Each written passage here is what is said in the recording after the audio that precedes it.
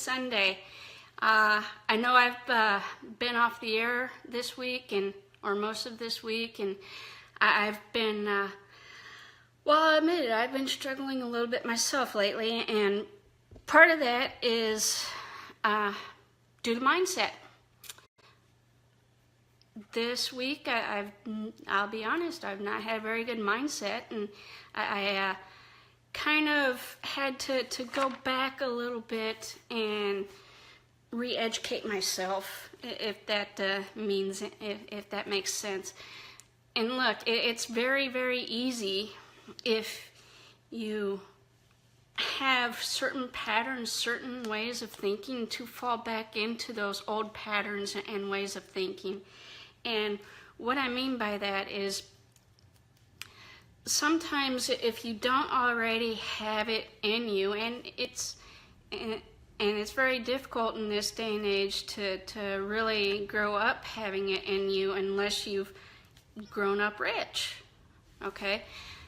It's really, really difficult sometimes for people to wrap their minds around the type of mindset, the type of motivation it takes to pursue a huge, huge goal like being rich. If you've been poor, or if you've been middle class your whole life, you kind of get into this mindset, and the education and our educational system really re-emphasizes this in our developing years as well, where you grow up, you go to school, you get a job, you get that house with the white picket fence, and you settle for being comfortable. And comfortable is that middle class mindset, and it's not a bad thing, don't get me wrong. But for people who want more, and for the poor, that poor mindset, the mindset is I just want to be able to pay my bills this month. And so it's really hard to get out of that way of thinking, and I've kind of been in that way of thinking this week, because what I've been thinking about is, well, I want to pay off my credit cards, and I have a few credit cards, and I want to pay those off. And so you're thinking more about saving that money and spending that money to pay off that debt, versus maybe spending that money to pursue getting rich, to pursue that point in time where that debt really doesn't matter as much. So you have to really work on yourself and take time to make sure that these new thought patterns really stick, and that you catch yourself when you find yourself falling back into that old way of thinking, which is, I just want to be comfortable, or I just want to pay my bills next month. Because right now, I'll tell you, I'm comfortable right now, and I'm retired, so I have that monthly pension payment, and I've also got 100% disability from the military. And between those two, I can live comfortably without ever getting another job. I can even pay off my credit cards eventually without having to get another job. But being comfortable means that I'm, not able to go on those fantastic vacations that I've always wanted to do, to travel as much as I envisioned myself traveling when I did retire, to be able to maybe not get a bigger house because I'm just one person, and you think big. They say, hey, if you're thinking right now that a 10,000 square foot house, it would be fine with you, what's wrong with thinking about a 30,000 square foot house? And then you start thinking, and then the insidious little thing is you start telling yourself, well, why would I need 30,000 square feet? That means I'd have to buy the furniture for it and do this and do that, and then cleaning, that means I'd have to hire a housekeeper to clean it, or even a full crew, because I wouldn't be able to maintain that by myself. And so you start talking yourself out of it. So you have like the devil and the angel on your shoulders telling you, yeah, go for it, go for it, go for it. And the insidious part is the angel is the one saying, oh, no, that's just too big. You've got to be reasonable. And the angel's the one who's telling you to do the good things and just stick to maybe that 10,000 square foot house versus that 30,000 square foot house. And the devil is the one saying, oh, go for it, you can do it, you can do it.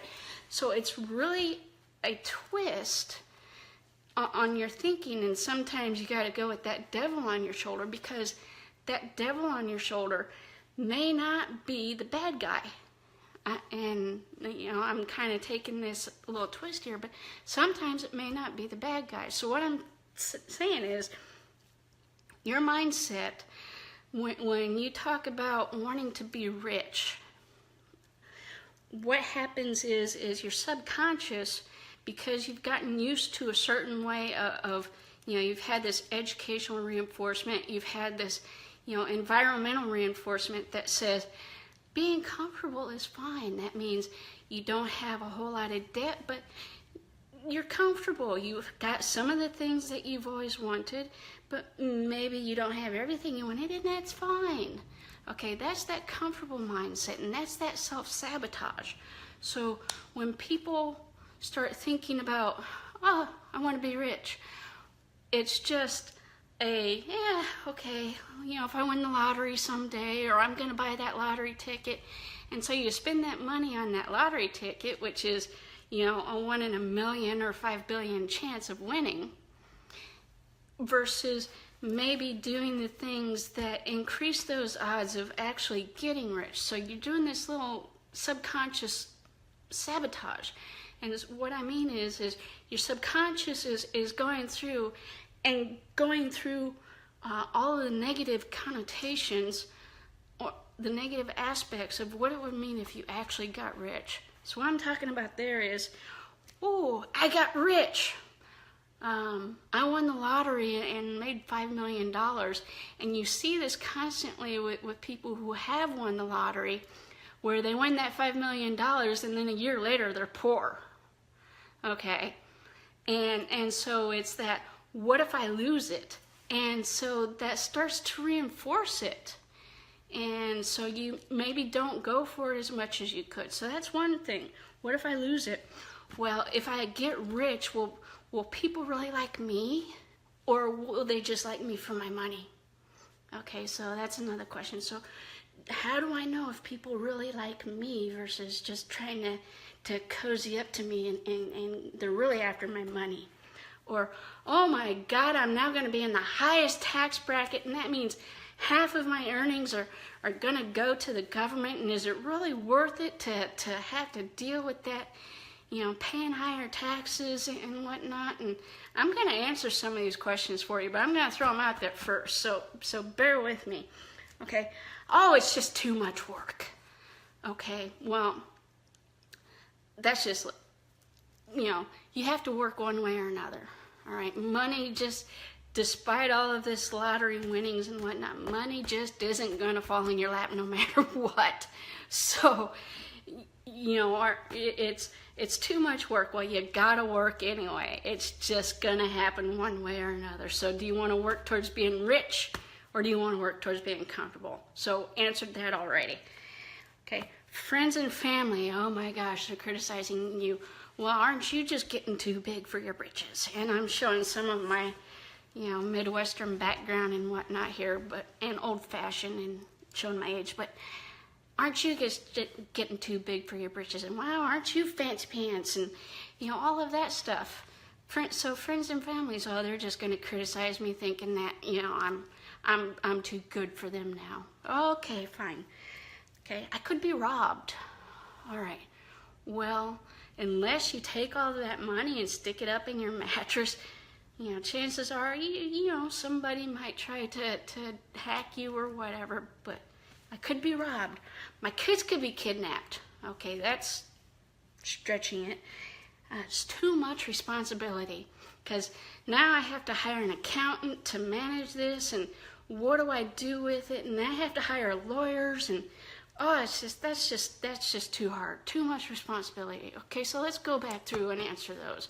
All right, and see really, really clearly what it is that, open up your mindset and open up your thought patterns. So, what if I lose it? Okay, you lose it.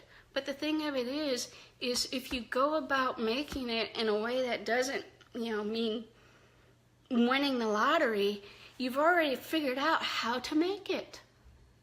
So one example that I can give you, my very first mentor when I started online marketing is a gentleman by the name of Shakir Hussein. And he tells this story all the time.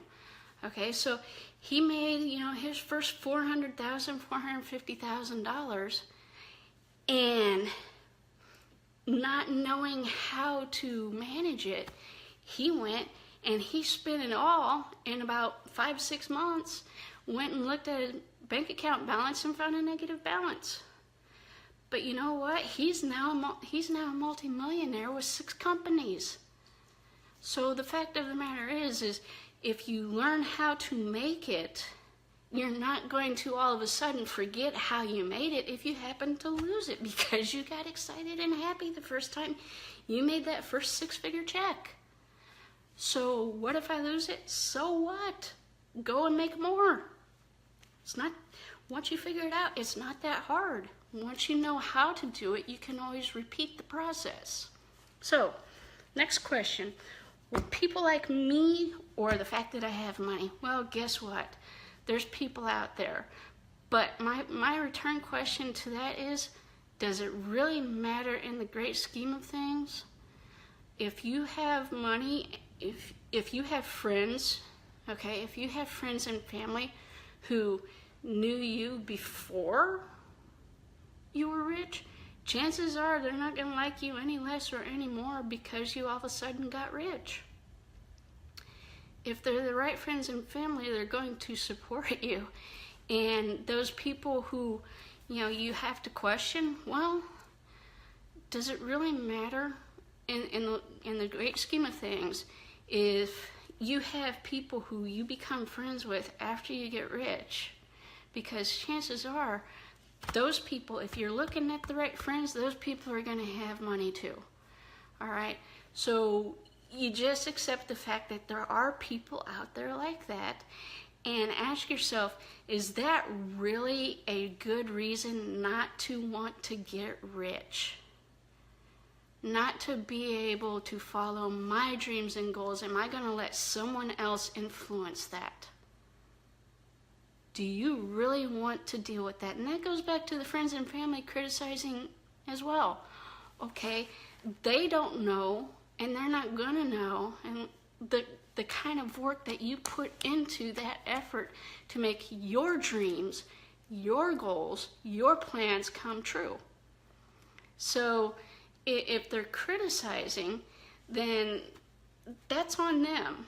If you have people wanting to be friends after you get rich, that's on them as well. And you can't let it influence your own actions. Because at the end of the day, you're the only person who knows what it is that you really want to achieve. And when you start achieving those things, you're going to find your overall life probably being a bit richer in friends as well.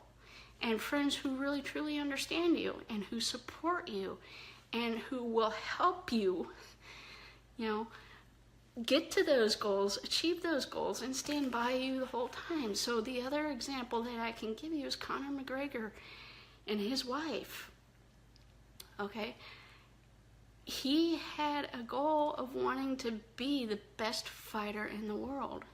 And he started out poor. And his wife, who wasn't his wife then, supported him. She went to school, she got the job, she did all the extra effort to make the income so that all he had to do was concentrate on training. So, how strong is your support structure? Are you going to have people who laugh at you and make jokes because you want to get rich? If that's so, maybe they're not the kind of friends that you really need in your life. So think about that for a second and wrap your mind around that. So next question. Too much work. Okay, look. Anything that's worth doing is worth the work. And if you think about it, anything. So if you want to have a relationship, if you're getting married, hey, guess what, guys? That's work too. So if you're not willing to put in the work, if you're not willing to wrap your mind around the fact that, okay, I can get this 4-year education, start off my life in debt, and go get this 9-to-5 job where I'm living comfortably, I still have to work. Work is not a dirty word. I still have to work. So are you going to work for someone else's wealth, or do you want to work for your own? It really boils down to that simple of a question. Are you going to work so that someone else can achieve their dreams and goals, or are you going to work so that you can achieve your own dreams and goals? So think about that.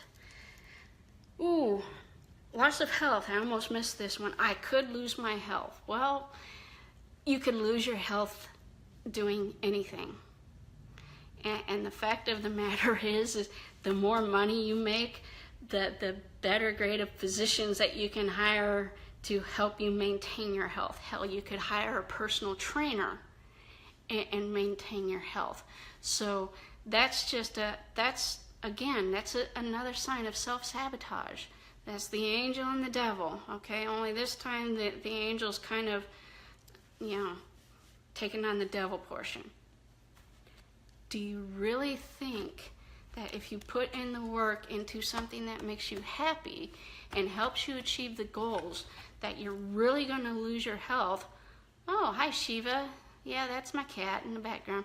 Do you really think that if you spend your life, the best portions of your life, working for someone else and doing this daily grind, that you'll lose your health that way?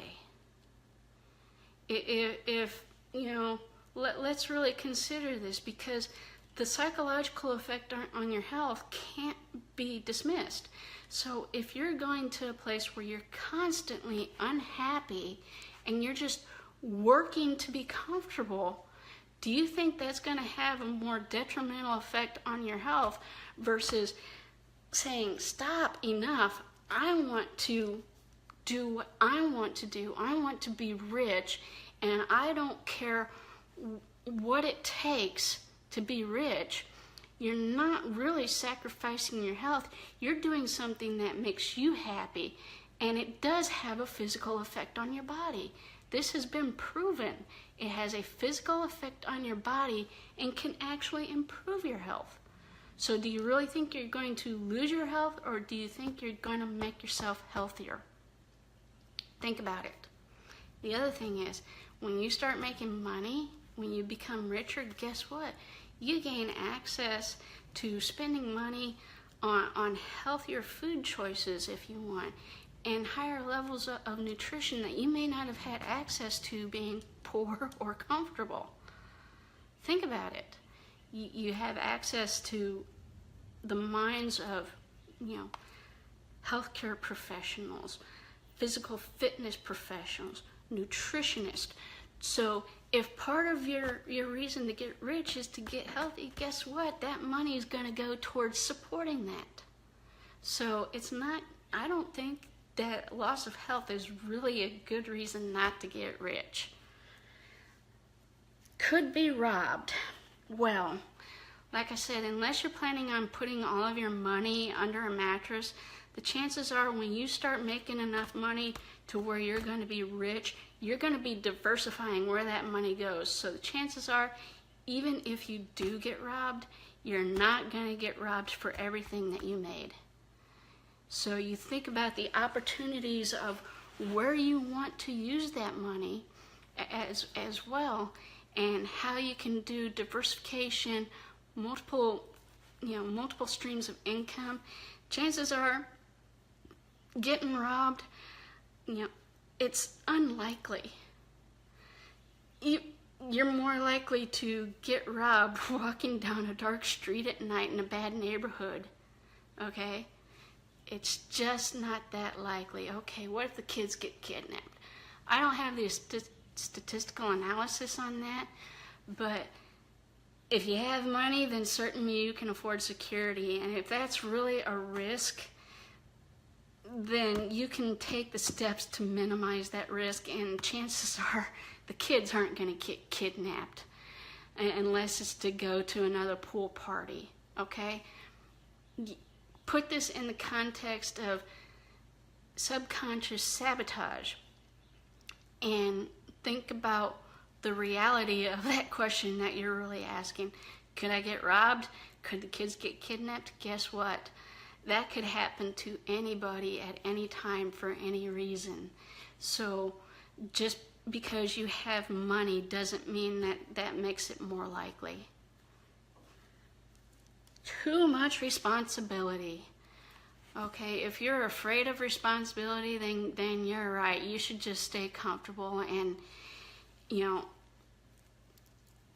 walk away now. But the fact of the matter is when you get rich, the fact of the matter is you have more resources open up to you to manage that money than you could ever possibly imagine. And the right people are going to put you on the right path. And the responsibility is making sure that you hire and find the right people who are going to take care of you. And if that's too much responsibility, then I guess my question is what kind of friends do you have now? There's no other question for it. What kind of friends do you have now that would make you think that having that much money would be too much responsibility, when there are experts out there available specifically to help you with that, and all you have to do is pay them, listen to them, okay, and do follow up, but they're the experts though. And if you find the right experts, then it's really not too much responsibility. So think about that. Now, we've gone through the self-sabotage,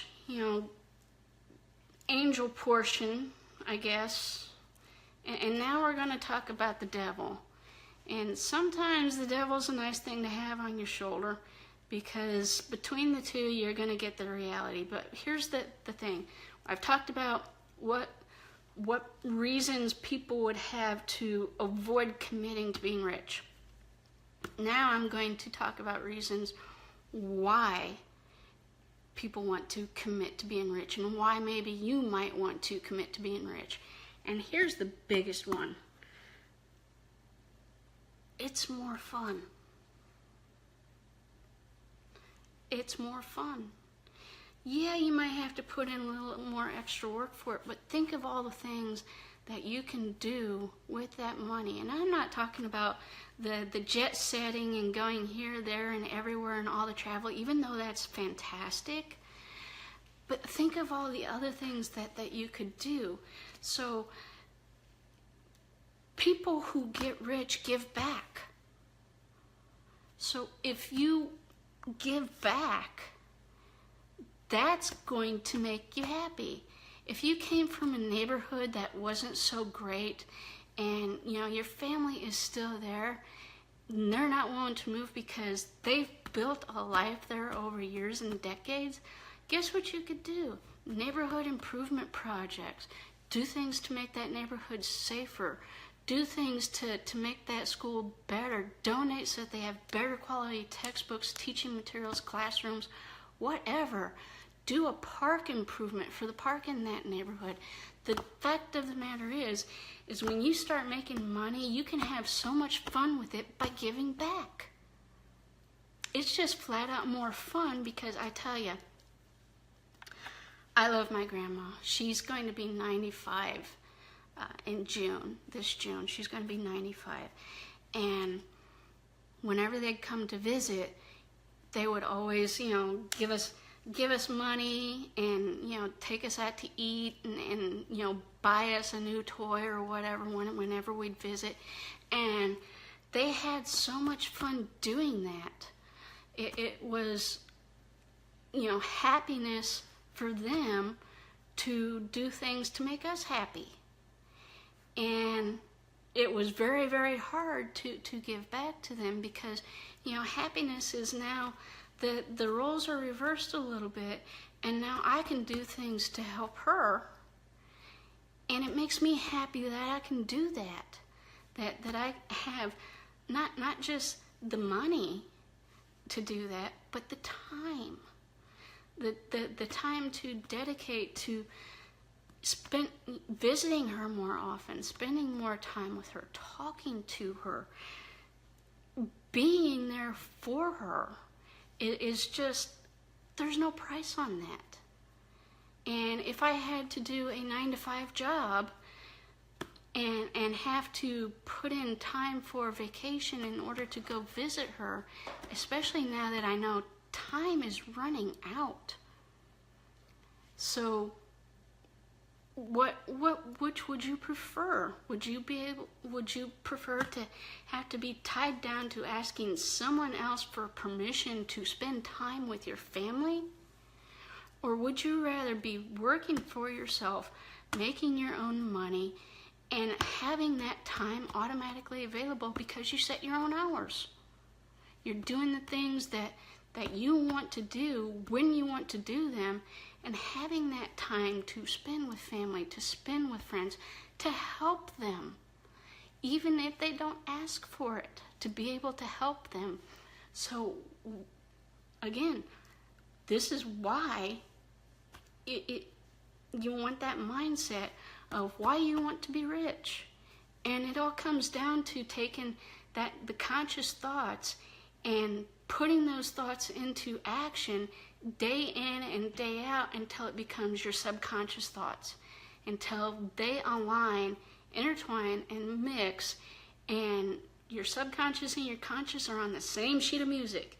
I know it sounds like psychobabble, but you've got to retrain yourself and retrain your mindset to, this is why being rich is a good thing.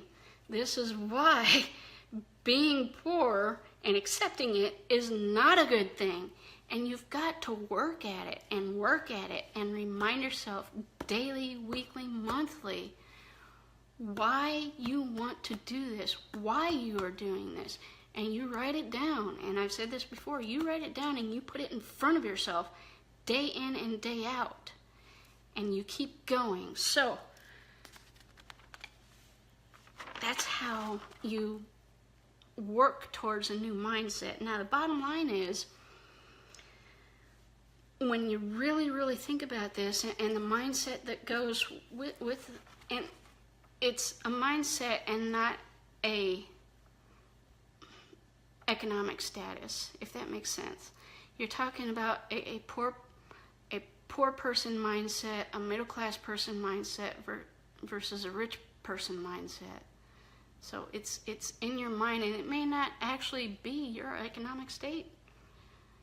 You could be middle class and still have a poor person's mindset. You could be rich and have a middle class mindset. Now, is the chance of that happening true? Very minimal, but it's possible.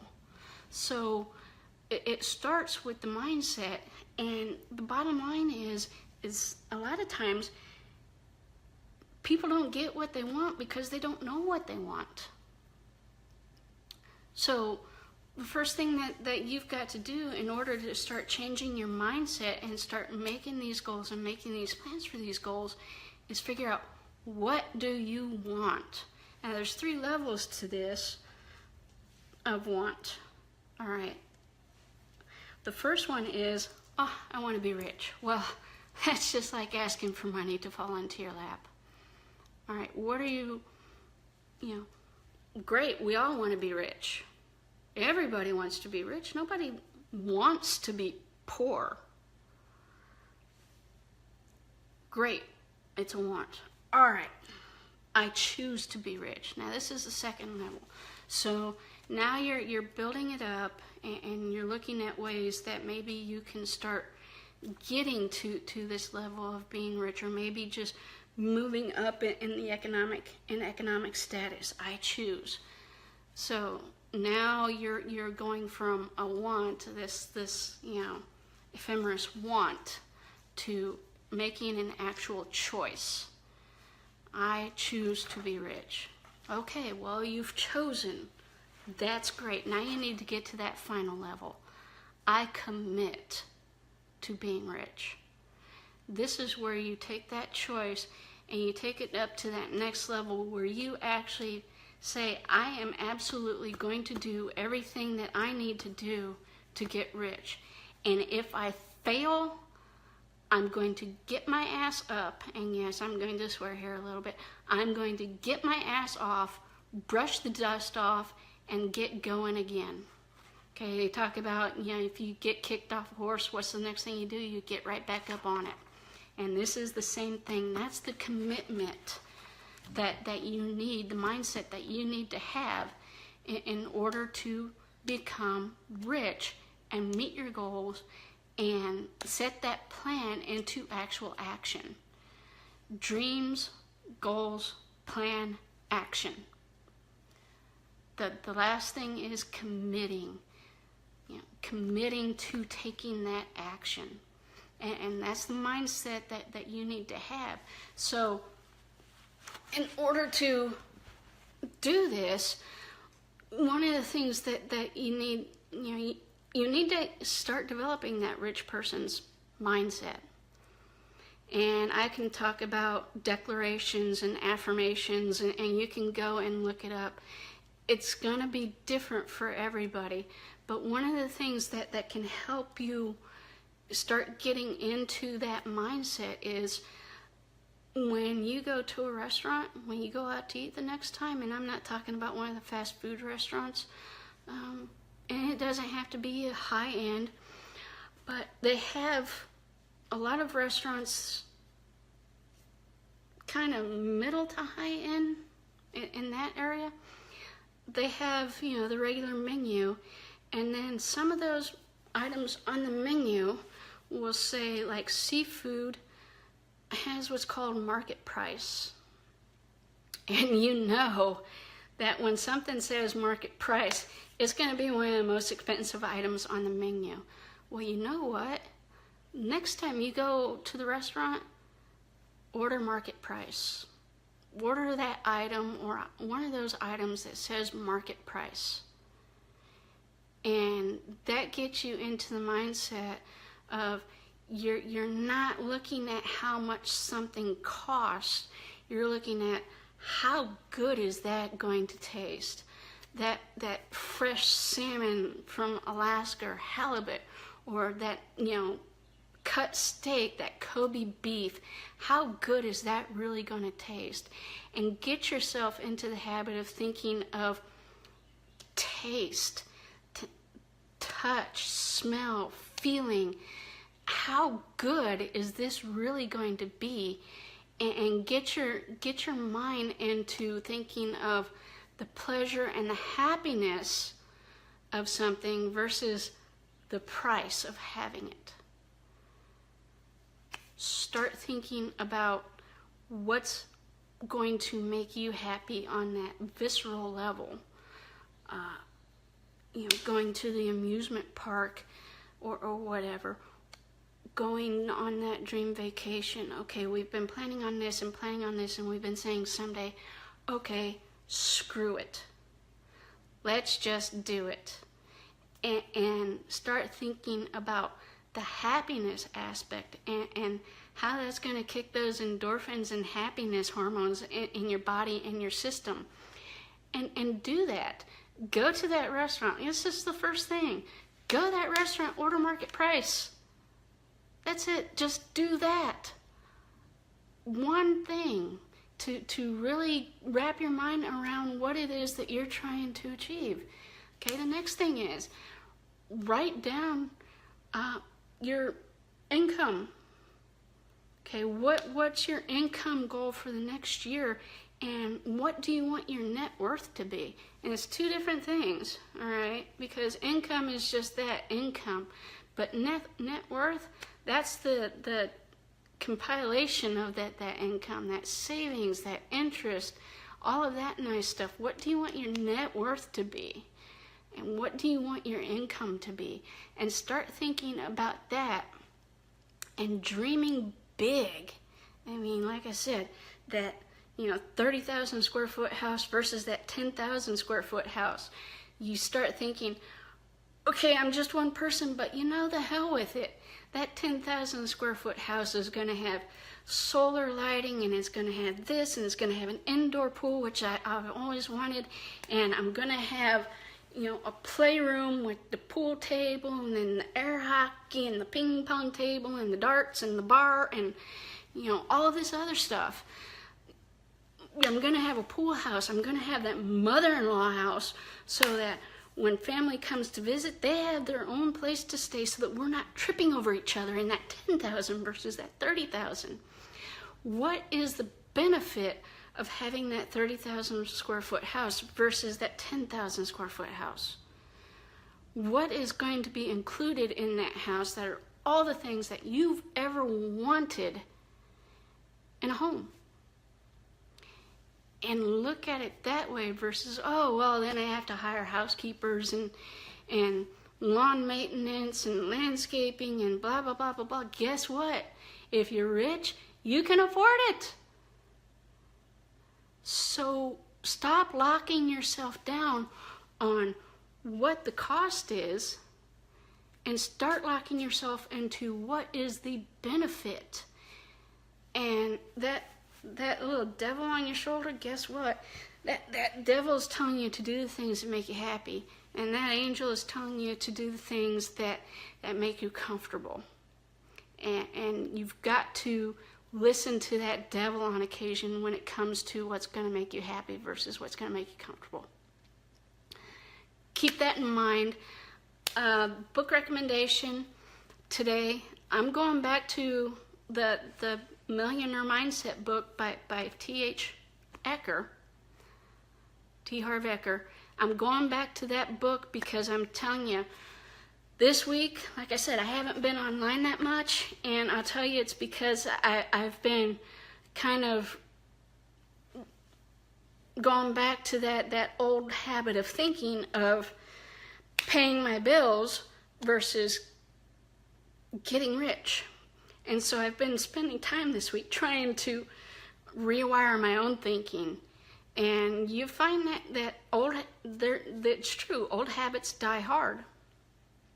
So you've got to start creating new habits and routines to offset those old habits. So one of the things that I was doing was rereading Millionaire Mindset. And sometimes that's what you need to do. And that's what books are for. So re-recommending it. If you haven't read it, read it. It's a great book. It has lots of insight and lots of recommendations and helpful hints and tips to start getting you into that mindset. So, have a great Sunday. Have a great day. Have a great week. Next weekend, I'm going to be traveling. I may still be on the road that Sunday, but I will definitely give you guys a heads up. And I will be shooting my live sessions from the Eastern time zone, so I will let you know about that and any other updates accordingly. My parents are going to be traveling for a few weeks, and they asked me to take care of their four-legged pets and the house. So I'm doing that because you know what? I can, because I have the time, and it makes them happy to be able to go travel and not have to worry about that. So have a great day. Have a great week, and I will talk to you soon.